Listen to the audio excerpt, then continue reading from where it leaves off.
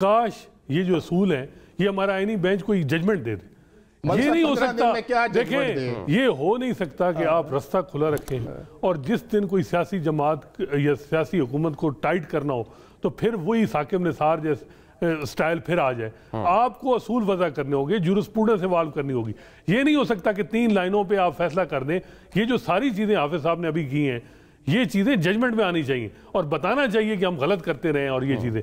और दूसरी बात यह है जो आईनी बेंच जो क्रिएशन है 26वीं आईनी तरमीम का वो खुद फैसला करेगा जो बेनिफिशरी है।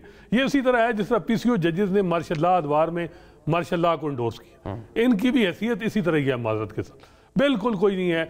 और ये इस वक्त जो बेनिफिशरी कभी हुआ है कि जी आईनी बेंच के जब जो प्रपोजल थी या अफरीदी साहब की बड़ी तारीफ कर रहे हैं हाफिज साहब, उनकी तो ये थी कि सारे जजेस को आईनी बेंच का ऐसा बनाया जाए और कहा गया कि हाथ खड़े करें, तो अमीनुद्दीन खान साहब ने हाथ नहीं खड़ा किया। जब कहा गया कि अमीनुद्दीन खान साहब सरबराह होंगे तो उन्होंने हाथ खड़ा कर दिया।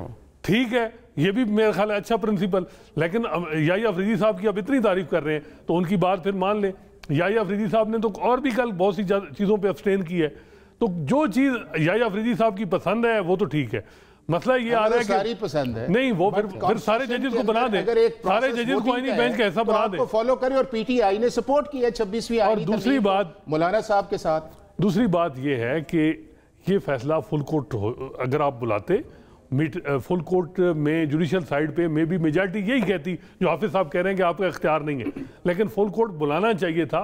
और उसमें बहुत सारा कहीं कदगन है कि फुल कोर्ट नहीं बन सकता। बिल्कुल है, कहाँ है 26वीं आईनी तरमीम के बाद फुल कोर्ट नहीं बन सकता? किस जगह लिखा है? ये लिखा है कॉन्स्टिट्यूशन, ये इंटरप्रिटेशन की बात कर रहे हैं। चीफ जस्टिस का इख्तियार नहीं है, वो कॉन्स्टिट्यूशन में लिखा है और चीफ जस्टिस ने कल उसको एक्सप्रेस कर दिया है जुडिशियल कमिशन के फोरम के अंदर कि भाई साहब मेरा इख्तियार नहीं है, ये कॉन्स्टिट्यूशन बेंच की कमेटी का इख्तियार है। 5 नवंबर को आपने मीटिंग बुलाई आईनी बेंच की, उससे पहले आईनी बेंच नहीं था।